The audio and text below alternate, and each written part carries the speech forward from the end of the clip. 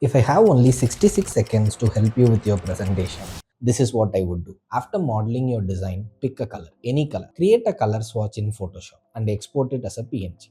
In SketchUp, create a new material and load the color swatch as texture and hit OK.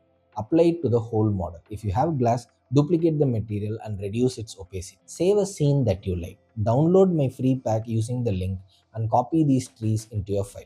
Now you can place it manually or using this plugin populate the scene. Then using this, pick the material, go to edit and choose a darker shade of your color. Remember these values.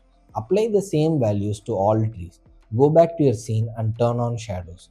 Tweak them to your liking. Then go to styles tab and uncheck dashes and apply the value for same darker shade here.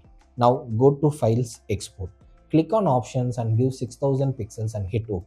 You can even zoom in to export more close-up shots, then put them together in a clean background in Photoshop and you end up with something like this. That's it.